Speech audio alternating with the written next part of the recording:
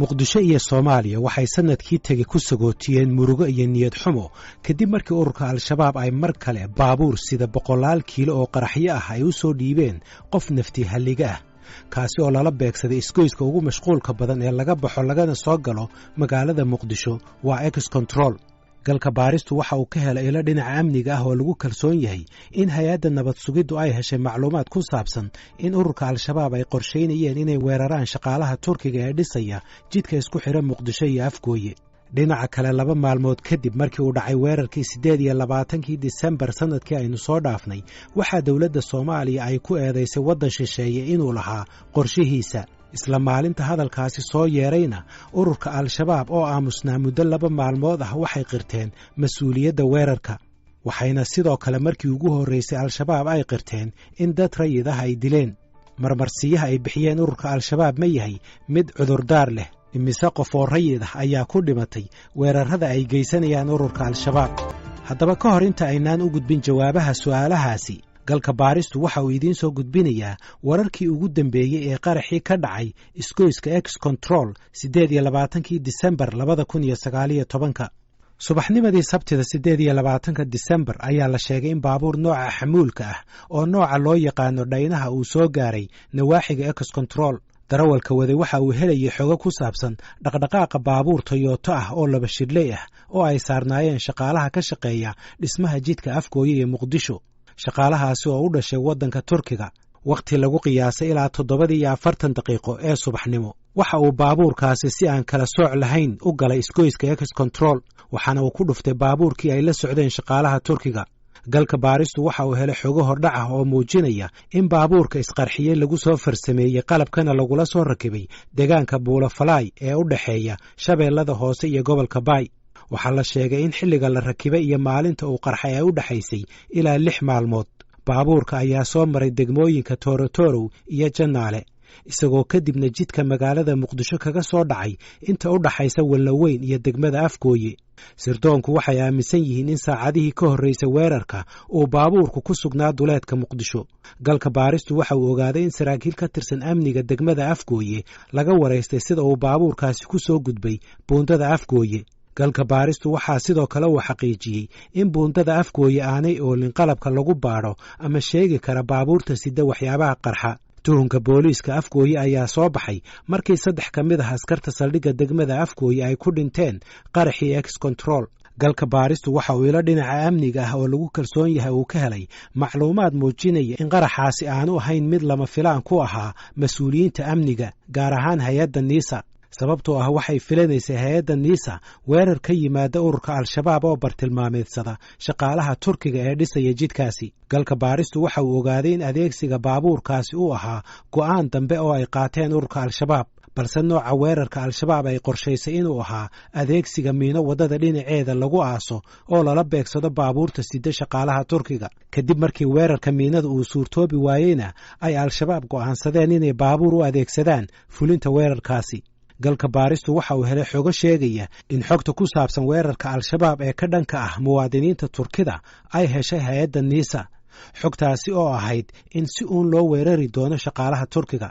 waxaa kaloo galka baaristu uu ka ogaaday ila dhinaca amniga ah oo magacooda qariyay sababtoo ah looma ogola inay macluumaadkan bixiyaan in xogtaasi ay heshay NISA aan lala wadaagin safaaradda Turkiga oo ilaalisa danaha muwaadiniinta iyo shirkadaha Turkiga ee jooga Soomaaliya. mas'uuliyiinta safaaradda Turkigu waxay galka baarista u xaqiijiyeen inaysan helin digniin ku saabsan inuu weerarkaasi ku soo aadan yahay. dhowaan mar aan waraysi la yeeshay safiirka Turkiga Mehmet Yilmaz ayaan weydiiyey inuu isagu helay wax macluumaad ah oo ku saabsan weerarkaasi. I don't have any this kind of report to me. But I don't know if company has received or not. ma hayo xog ku saabsan wararkaas ma ogi haddii shirkaddu xog heshay iyo haddii kale. galka baaristu waxa uu isku dayay inuu la xiriiro shirkadda NS oo ay ka tirsanaayeen 2 shaqaalaha ee ku dhimatay weerarkaasi. hase yeeshee ilaa haatan nooma suurtagelin inaan ku helno khadka telefoonka. waxaa mas'uuliyiinta aan la hadlay ay aad uga walaaceen in xogta laga helay weerarkaasi aan lala wadaagin waddan isbahaysi dhowlo leh dawladda iyo dadka Soomaaliyeed oo lala damacsanaa weerarkaasi. waxaan isku dayay inaan arrimahan ka waraysto wasaaradda amniga ee Soomaaliya iyo hay'adda NISA. hase yeeshee galka baarista uma suurtogelin inuu ku helo khadka telefoonka. ururka al-shabaab waxay dhabarka u riteen mas-uuliyadda weerarkii ka dhacay ex control 28 Disembar ee sannadkii aynu soo dhaafnay.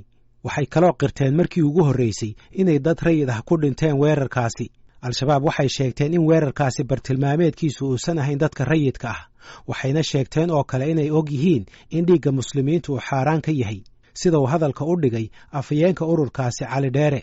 hase yeeshee galka baaristu waxa uu diiwaan geliyey weerarro badan oo al-shabaab ay si toos ah ula bartilmaameedsadeen goobo ay ku sugan yihiin dadka rayidka ah oo keliya, oo aysan joogin xubno ka tirsan laamaha amniga, dowladda Soomaaliya iyo ajaanibta ka shaqaysa waddanka ama gargaara dowladda Soomaaliya.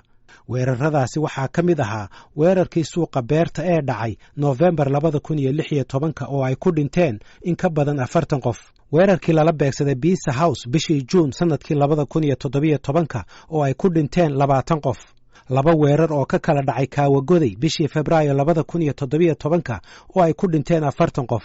iyo mid kale oo ka dhacay isla suuqa degmada Wadajir Noofembar 2018 oo ay ku dhinteen 12 qof. 2 weerar oo ka kala dhacay xeebta Liido Febraayo 2016 iyo August 2016 oo ay ku dhinteen in ka badan 30 qof. Macallin Siciid Cabdulla Dilib waxa uu hore uga tirsanaa ururka al-shabaab. warigooda yiraahdaan annaga dawladda kaliya taariikh gareysana shacab wax ma yeelno, waxaan ku yiraahdaa dadkan waa muslimiina, waa dad nala dhashay, laakiin waxaa la ogyahay maaragtay shaqo walba oo ogyahay ayaga laftirkooda ay ogyihiin qaraxyada shacabku baabiyaan muslimiinta ah. waxaa ka mid ahaa qaraxii 2016 November maaragtay ka dhacay ee suuqa beerta. xarun dawladeedna ma aha, ciidanna meesha ma joogo, dawladna ma joogto. waxaa ka mid ahaa maaragtay qaraxii nimankii galay muxuu ahaa meesha la yiraahdo Pizza House oo gabdhii masaakiinta laay ma biisus ma dawladda ku jirtay, ma dawladda shaqo kule meesha. labadii qarax ee ugu dhimashada badnaa ee ka dhacay magaalada Muqdisho waa qaraxyadii ex control iyo qaraxii Hargaha iyo Saamaha ee kala dhacay 14 Oktoobar 2017 iyo 4 Oktoobar 2011. waxaa la sheegaa in inkastoo labada qaraxba uu bartilmaameedkoodu ahaa meelo kale, haddana saraakiisha al-shabaab ee hagayay qaraxyadaasi ay go'aansadeen in ismiidaamiyayaashii waday baabuurtaasi ay ku qarxiyaan meesha ugu soo horraysa ee u suurta gasha, oo ay ku jiraan goobaha rayidka sida ay sheegayaan dadka aqoonta u leh ururka al-shabaab. saraakiisha al-shabaab ee qaraxyada hagta oo inta badan khadka telefoonka si toosa ugula socda dareewallada wada baabuurta qaraxyada ayaa iyaga laftoodu ay qarxiyaan baabuurta inta ay soo wacaan lambar ku xihan qaraxa. waa haddii dareewalka baabuurta wada la toogto ama la qabto, ama ay la noqoto in baabuurku uusan gaari karin bartilmaameedkiisa. saraakiisha amniga iyo kuwa hore uga tirsanaan jira xarakada al-shabaab waxay aaminsan yihiin in qirashada al-shabaab ee dilka rayidka ay ahayd mid lagu daminayay guux iyo khilaaf ka dhashay xarakada dhexdeeda oo ku saabsanaa beegsiga rayidka.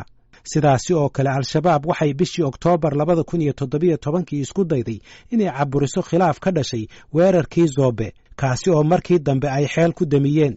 galka baaristu waxa uu ka ogaaday ilo kala duwan in mas-uuliyiinta al-shabaab ay qirteen mas-uuliyadda qaraxii Zoobe, ayna xubnihii su'aalaha ka keenay dilka boqolaalka rayidka ah ay u sheegeen inay guddi u saarayaan si magdhow loo siiyo dadkii ku dhintay qaraxii Zoobe, taasi oo aan haddana dhicin. Maxamed Xasan Aadan Sandheere waxa uu ka mid ahaa saraakiisha diyaarinta baabuurta dagaalka ee ururka al-shabaab, waxaana uu ka mid ahaa saraakiishii khilaafka ka dhashay qaraxa Zoobe darteed uga soo goostay ururka al-shabaab. waxaa igu dhaliyay Haaruunow maadaama anigu meesha fikirka aan u joogay in diin la difaaco ee jihaad ilaahay dartiisa loo joogay, waxaa dhacday in ummadii dhiigooda la isku binaysto, iyaga dhexdooda hadday tahay iyo haddii ay yihiin shacab labadaba. waa garta wax si gaara kuu dhibay ma jirtaa, dhacdo si gaara kuu dhibtay adiga oo dhibsatood isdhaxday wallaahi tan hadday saa kusii socoto ma qaadan kara ani waan tegaya? haa, dhacdooyinkaasi waa ay badan yihiin, laakiin haddii mid aan kaaga soo qabto waa sida tan Zoobe oo kale. waayo tan Zoobe haddaan usoo laabano, iyagu dhexdooda ma ka hadleen, ma qirteen? inkastoo ilaa hadda aysan si rasmi uga hadleen, laakiin maadaama aad ku dhex jirtay way qirteen soo ma? iyagu maxay ka dhaheen?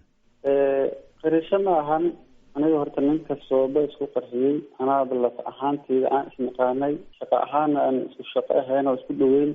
inta uusan isqarxin muddo bil iyo bar ka horreysay ayaan maaragtaa wada tabanay, isagoo weliba baabuurka hadda uu isku qarxiyey watiyaamka ahaa wato xilli habeena meel tuula aan maaragtay anoo socdo isku aragnay asagoo weli baabuurka ka hadlaysan yahay meeshii aan abaar ku sheekaysanay waxaan weydiiyey su-aalo ahaay baabuurkan maadaama aada wado haddana wuxuu dhahay markaas intaan su-aasha weydiin ka hor xamaraan ka yimid haddana waxaan u wadaa ari baabuurka iga hadlaysan awgeed doonta sheekh bashiir axmed salaad waa guddoomiye hay-adda culimmada soomaaliyeed waxaan hordhigay diiniyan sida uu u arko qirashada al-shabaab ee xilligan ee dilka dadka rayidka iyo cudurdaarka ay ka bixiyeen nimankan hadalkoodu waxaa weeye hadalkii bay ku celcelin jireen weye keli waxaa ku cusub masalada ay leeyihiin waa ka ciyaareen muslimiinta wax gaareen marka hadda intaana ka hadlin maaragtay muslimiin in meel gaalo lagala jihaadayo in muslimiin wax gaaraan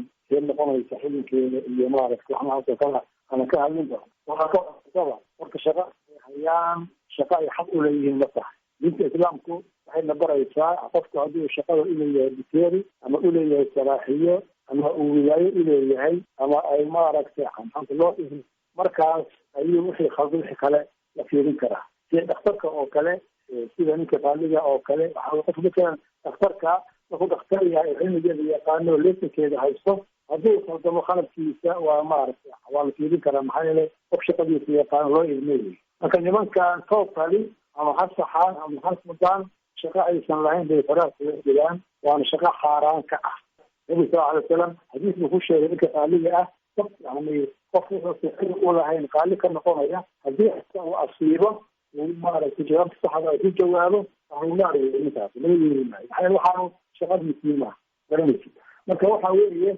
nimankaa waxay maaragtay faraha kula jiraan ay maamulahayaan ee sheegsheegay oo jihaadka ahay wax shaqadooda amaaha jihaadku waa shaqada muslimiinta maamulkeeda ayaa iskale jihaadku siyaasada muslimiintu ay kula dhaqmahayaan dadka aan muslimiinta ahayn weeye waa bitacbiir aakhar waa siyaasa khaarijiya wey siyaasa khaarijiyana ummadda muslimkaa dadka u maamulaa waxa weeyaan waa maamulkooda iyo hogaankooda maamusha maxaa siyaasa khaarijiya hal weji ma laha intaas weji bay leedahay marka nimankaani soo kale waa dhakhtar aan loo idmin inuu wax qalo inuu wax daaweeyo oo meel cidla iska furto oo leysin beena haysta oo in laga xiro ase lasoo xiro mudan weeye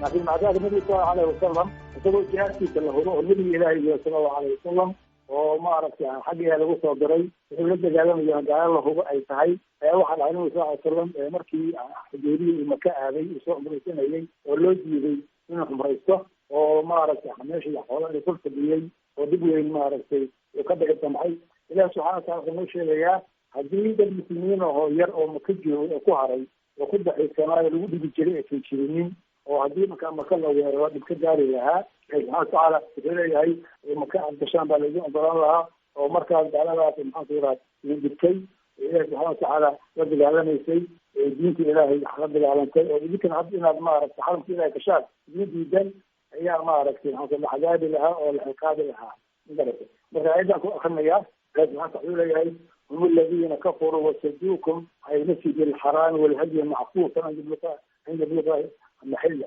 walawlaa rijaalu mu'minuun wanisaau mu'minaatu lam taclamuuhum an tata'uuhum litusiibakum minhum maxaratun bigayri cilmin yudkil allah fii raxmatihi man yashaa law tazayaluu lacadabna aladiina kafaruu minhum cadaaban aliima waa suuratu fatxi aayadda 25 ilahi subxana watacaala wuxuu kuwaas kuwii gaalada ah weeye oo xaramka ilaahay maadaxay idiin diidan marka fiiri waa gaalo la hubo ay ku darsadeen dagaalda ku darsadeen muslimiinta kasoo qaadeen maka hadda inay cumrataan u diidan yihiin laakiin hadda inaan la laynin oo aan maarata maka la gelinin oo ciidanka nabiga sal alay wasalam aan loo ogolaa inuu maka galo maxaa keenay ilahi wuxuu leeyahay niman mu'miniina iyo dumar mu'minaad ah oo jooga maka oo idin garanaynin oo laga yaabila haddaa maka gashaa inaad dib gaarsiisaan darteed ayaa laydinkaga joojiyey saasuu macnaheedu yahay gaaladii maka deganayd oo dhibka badnayd oo tiro badan ahayd waxaa lagu badbaadiyey dad yar oo muslimiina darteeda ku dhex jiray ay ku badbaadeen maantana maxaa dhacaysa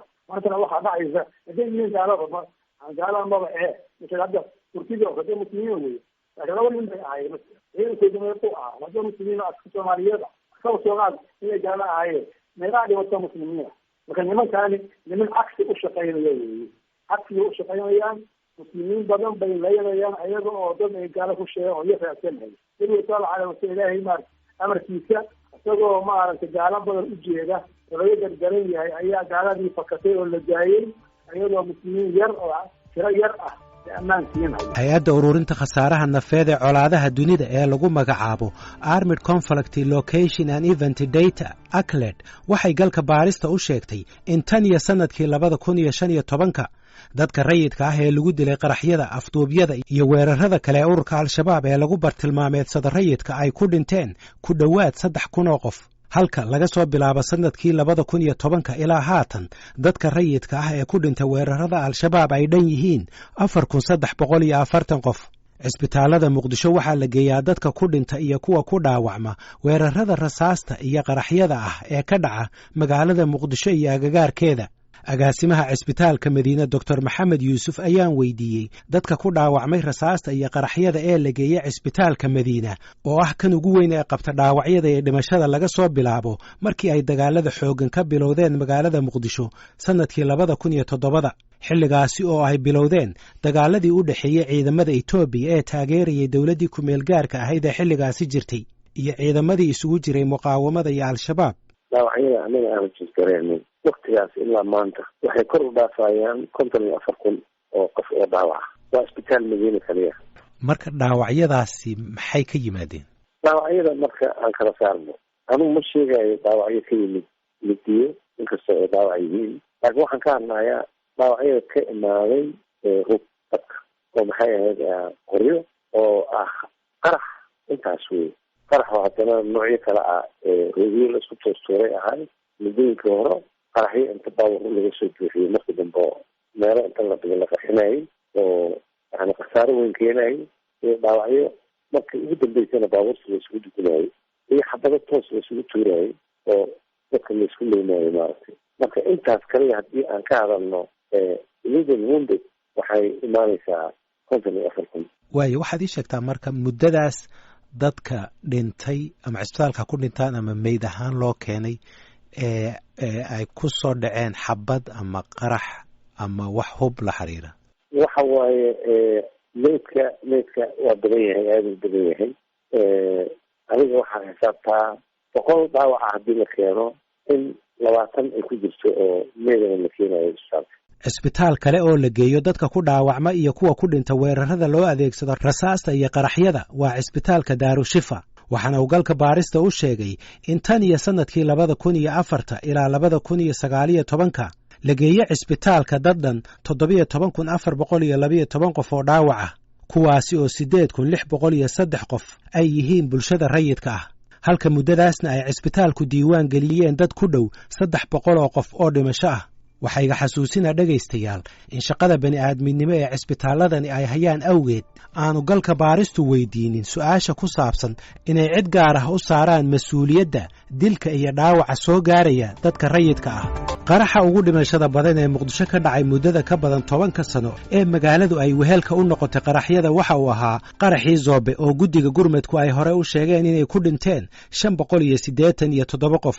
hase yeeshee markii ugu horreysay agaasimaha cisbitaalka Madiina Dr. Maxamed Yuusuf waxa uu galka baarista u sheegay tiro ka badan inta la shaaciyay inay diiwaan geliyeen oo ku dhimatay qaraxii Zoobe. dhibaatada dhacday ilaa 600 oo gaarmeedka iyo 7 midnimada Soomaaliya ma soo marin. inta dhibaato ay geystay iyo daawarka oo lahayd qaraxaasi jiro wax lagu mashaqo karo oo dumoobay. ilaahay mar dambe loo fasiro baaqaas oo kale. aad iyo aad binaadamku badii waxay Soomaali badii imisaa ku dhimataa tiri imisaa ku dhimataa anaga 232 loo keenay oo meeya markii dambana waxaan loo soo daray adiga 16 kale subaxii waxaa waaye waa loo yimid adiga waa la wada qaaday meedkaasi iskool bulshada lagu duuyo waxay ahaayeen dhuxul anaa ku tusi doona qaarkood. laakiin guddigii taakulaynta oo diiwaangelinta sameeyey Cabdullaahi Maxamed Shirwac oo madaxda ka ahaa markay isku wada geeyeen waxay dhaheen dadka ku dhintay qarax waxay ahaayeen 587 qof. anaga saas waa laakiin anaga waxaa noo kalkulaadaysan ilaa 630 qof oo ku dhimatay qaraxii Zoobe, 100 qof oo ku dhimatay qaraxii Hargaha iyo Saamaha, ku dhowaad 90 qof oo ku dhimatay qaraxii Ex Control, 70 wariye oo lagu dilay badankooda magaalada Muqdisho, 10 qof oo culimo ah oo lagu khaarijiyay waddanka, tobannaan bulshada rayidka ah oo ay ku jiraan dhakhaatiir oo ku dhimatay rasaasta iyo qaraxyada muqdisho intuba waxay ka mid yihiin dadka rayidka ah ee lagu bartilmaameedsanayo weerarada socda. Letitia Barer oo ah cilmi baaris sare oo ka tirsan hay-adda xuquuqda aadanaha ee Human Rights Watch waxay galka baarista u sheegtay in al-shabaab ay bartilmaameedsato rayidka.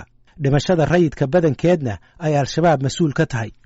Fighting and insecurity in Somalia continues to have a devastating impact on civilians, and al-Shabaab's attacks are the main cause of civilian casualties in Somalia right now.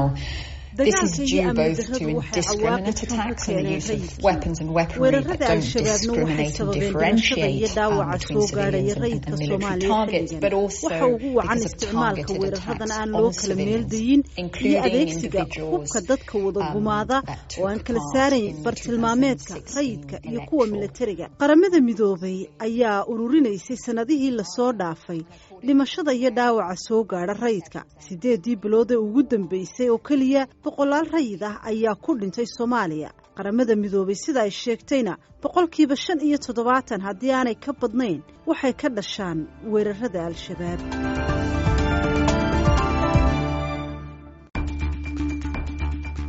dadka Soomaalida ah meel kastoo ay joogaan waxay sanadkan rajo ka qabaan in daadashada dhiigu ay joogsan doonto.